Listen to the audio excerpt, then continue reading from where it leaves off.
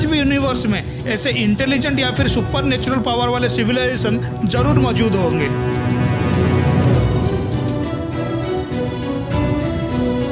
अगर ये सब है तो कहाँ है?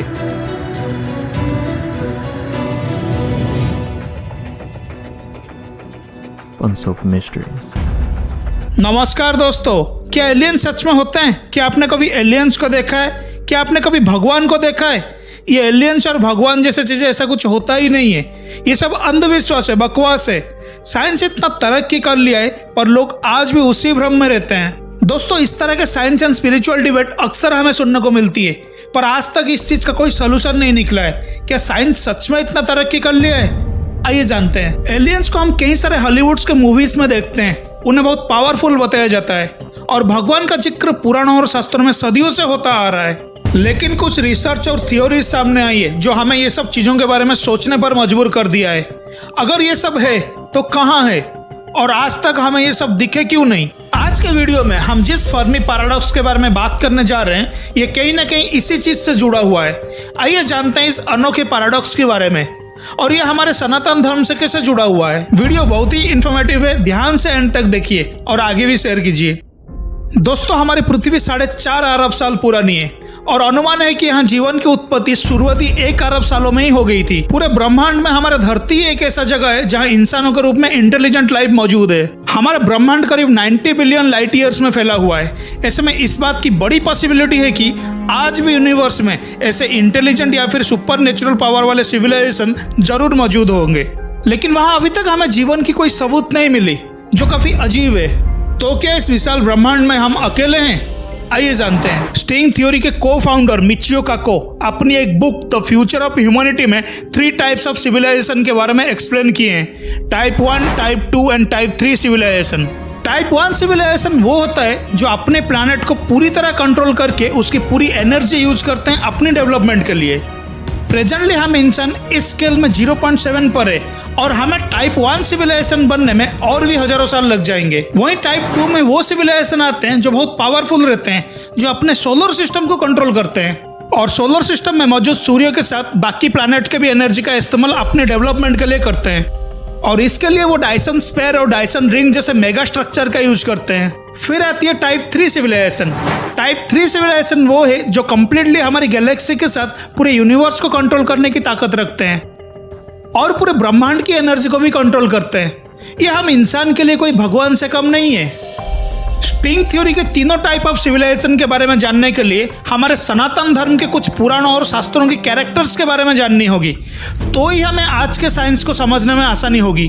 धर्म और विज्ञान की इस अद्भुत और रोमांचक तालमेल के पीछे छुपी है हमारे आज के साइंस थ्योरी की सच्चाई। हम बचपन से टीवी में रामायण, महाभारत, विष्णु पुराण, शिव पुराण जैसे कई सारे पौराणिक सीरियल देखते हुए बड़े हुए हैं और ये सारे पुराण भी पढ़े हुए हैं। लेकिन उन सारे पुराणों में एक चीज कॉमन है, इसकी जो मेन कैरेक्टर होता है उनमें बहुत सारे दिव्य शक्तियां रहता है। अगर हम बात करें रामायण की, वहाँ रावण था, हनुमान जी थे और भगवान राम जो इंसान के रूप में थे। रावण के पास इतना शक्ति था कि वो 9 ग्रहों को अपने वश में कर लिया था। अगर हम आज के साइंस के हिसाब से देखें तो रावण पूरा सोलर सिस्टम को कंट्रोल करने की ताकत रखता था। वहीं हनुमान जी अपने बाल्यकाल में सूर्य को फल समझकर निगलने चले गए थे और बड़े होने पर उसी सूर्यदेव से ज्ञान भी प्राप्त किए थे। और महाभारत में भी ऐसे बहुत सारे कैरेक्टर्स थे जिनके पास असीम शक्तियां होता था।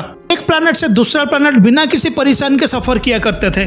जैसे अर्जुन अपनी अज्ञातवास के समय नृत्य और संगीत सीखने के लिए इंद्रलोक गए थे और श्री कृष्ण जिन्होंने ब्रह्मदेव के अहंकार को तोड़ने पूरे ब्रह्मांड में जितना भी ब्रह्मा थे उन सबको बुला लिया था।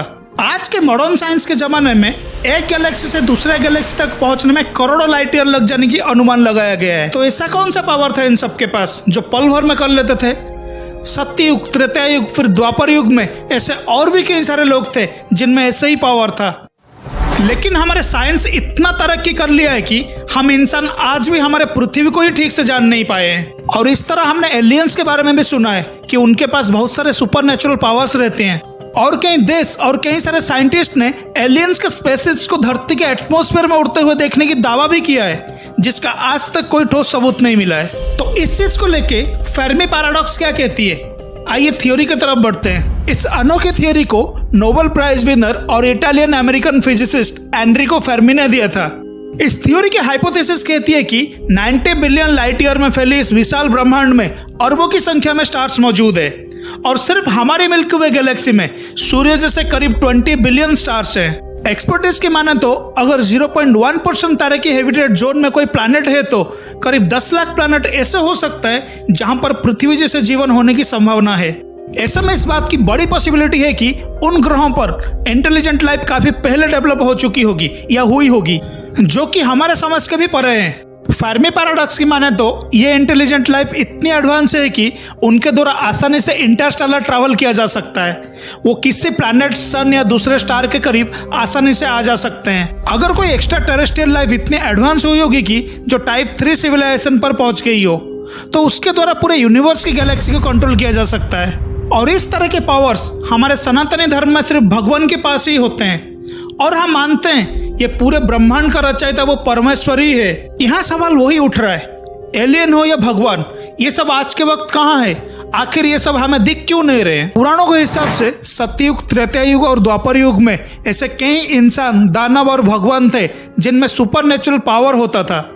वो इस पावर को अपने अंदर डेवलप करने के लिए काफी मेहनत करते थे, सालों साल तपस्या करके अपने दिमाग की कैपेसिटी को 100% यूटिलाइजेशन में ला पाते थे। उनके शरीर के 100% न्यूरॉन्स एक्टिव रहते थे, जिस वजह से उन्हें यूनिवर्स के कई सारे एनर्जी हासिल होता था। वो यूनिवर्स को, दूसरे प्लैनेट को और ग्रेविटी को भी महसूस कर पाते थे। उनमें दूसरे चीजों को कंट्रोल करने की कैपेसिटी होती थी और पावर के साथ उनके सोच, कारीगरी और कलाकृति आज के इंसान से काफी एडवांस था, जो आज के वक्त हमारे मॉडर्न साइंस इतने भी एडवांस नहीं है कि वो ये सब चीजों को अच्छी तरह से समझ सके। एक स्टडी के हिसाब से अगर जीवन शुरुआत हुआ था करीब 1 अरब साल पहले, तो हमें 4 लाख साल तक वेट करना पड़ा था फर्स्ट नर्व सेल का पतन देखने के लिए, और यहीं से एक्चुअल में जीवन शुरू होता है। एनिमल लाइफ धरती पर लाखों साल पीछे जाते हैं, फिर भी ज्यादातर प्राणी अपने दिमाग की कैपेसिटी को सिर्फ 1 से 2% तक ही यूज कर पाते हैं। और जब जीवन इंसानों तक पहुंचता है, हम देखते हैं कि इंसान अपने दिमाग का और भी ज्यादा इस्तेमाल कर रहा है। स्टोन एज से लेकर अब तक इंसान जितना भी अचीवमेंट हासिल किया है, आग जलाने से लेकर स्पेस में रॉकेट लॉन्च करने तक, वो अपने दिमाग की कैपेसिटी का सिर्फ 3 से 10% तक ही यूज कर पाया है, जो रियलिटी है। सिर्फ एक जीवित प्राणी है इस धरती पर जो इंसान से बेहतर अपने दिमाग का इस्तेमाल करता है, वो है डॉल्फिन। अंदाजा लगाया गया है कि डॉल्फिन अपने दिमाग की कैपेसिटी का 20% यूज करता है, और खासकर डॉल्फिन अपने दिमाग में एक ऐसा इकोलोकेशन सिस्टम यूज करता है कि जो कहीं ज्यादा एफिशिएंट है, जिसे वो खुद बिल्ड किया है, जो आज तक इंसान नहीं कर सका। लेकिन हम इंसान अपनी लालच और ज्यादा पाने की इच्छा से इन सब चीजों पर कभी ध्यान ही नहीं दिया है। आज इंसान के लिए पैसा ही सब कुछ है। शास्त्रों के हिसाब से तब लोगों को सेल्स के बारे में नॉलेज था जब साइंस का कोई अस्तित्व ही नहीं था, लेकिन हमारे मॉडर्न साइंस ये तब तक पता नहीं लगा पाया जब तक माइक्रोस्कोप का इन्वेंट नहीं हुआ था। ह्यूमन बॉडी में 100 बिलियन न्यूरॉन्स मौजूद है, जिनमें से सिर्फ 7 to 10% ही एक्टिवेटेड है। ह्यूमन बॉडी में कई ज्यादा कनेक्शन है, हमारे गैलेक्सी के स्टार से भी ज्यादा। आज हमारे पास एक बहुत बड़ी नेटवर्क है इंफॉर्मेशन का, जहां तक हमारी कोई पहुंच नहीं है। लेकिन आज हम साइंस फिक्शन की दुनिया में पहुंच चुके हैं, सिर्फ इमेजिनेशन में ही जी रहे हैं। इंसान आज खुद को यूनिक समझते हैं, इसलिए वो उनके एग्जिस्टेंस की पूरी थ्योरी को जड़ बनाया है। हमने हमारे एग्जिस्टेंस को कोडिफाई किया है, उसे इंसान की समझ में लाने के लिए। हमने अपनी सोच से अपने ज्ञान के चारों तरफ एक स्केल बना दिया है, ताकि हम भूल जाएंगे उसके अनलिमिटेड पावर्स को। मान लीजिए एक हाई स्पीड सीलिंग फैन, जब वो बंद होता है हमें उसका तीनों ब्लेड्स दिखते हैं, लेकिन जब फैन को चालू किया जाता है और स्पीड अप किया जाता है तब उसका ब्लेड्स गायब हो जाते हैं। कोई भी मैटर जब वो अपने आप को इन्फिनिटी स्पीड में बदल दे तो वो इनविजिबल बन जाते हैं। ये सिंपल साइंस है। उस सिचुएशन में हमारे पास उस मैटर का एग्जिस्टेंस का क्या सबूत है? इसका आंसर है टाइमलाइन। समय ही एक ऐसा चीज है जो किसी भी चीज का एग्जिस्टेंस का सबूत देता है। और पुराणों के हिसाब से जिन लोगों के पास पावर्स होता था वो समय की स्पीड को कंट्रोल करना जानते थे, इसलिए अगर वो आज हमारे बीच होंगे भी तो उनकी तेज रफ्तार के आगे हम इंसान इतना कैपेबल नहीं है कि हम उन्हें देख सके, जैसे फैन की ब्लेड्स को नहीं देख पा रहे। और ये भगवान भी हो सकते हैं या फिर एलियंस। और फेर्मी पैराडॉक्स थ्योरी का ये भी एक हाइपोथेसिस हो सकता है, इसलिए हमें आज एलियंस नहीं दिख रहे। लेकिन ये सारे नॉलेज को समझने के लिए मैनकाइंड अभी रेडी नहीं हुआ है। आज हम पूरी तरह से डूबे हुए हैं पावर और प्रॉफिट में। जिसके वजह से ह्यूमन का जो नेचर है वो शायद सिर्फ अस्थिरता या फिर उपद्रव ही मचा सकता है। यहाँ फर्मी पैराडॉक्स का और भी कई तरह के हाइपोथेसिस बताया गया है। ये वीडियो काफ़ी लंबा हो चुका है, इसका पार्ट 2 वाला वीडियो हम जल्दी लेके आएंगे और डिटेल में बताएंगे। वीडियो में अंत तक बने रहने के लिए शुक्रिया। वैसे एलियंस है तो कहाँ है का जवाब आपके हिसाब से क्या हो सकता है, यह हमें नीचे कमेंट करके जरूर बताइए। दोस्तों, वीडियो अच्छा लगा तो लाइक बटन दबा दीजिए। अगर आपने अभी तक हमारे चैनल को सब्सक्राइब नहीं किए हैं तो जल्दी से चैनल को सब्सक्राइब करें, बेल आइकन के ऊपर क्लिक करके ऑल ऑप्शन को सिलेक्ट करें। आपको हमारे सारे वीडियो का नोटिफिकेशन आते रहेगा। अगले हफ्ते फिर मिलेंगे कुछ नए जानकारी के साथ। नमस्कार।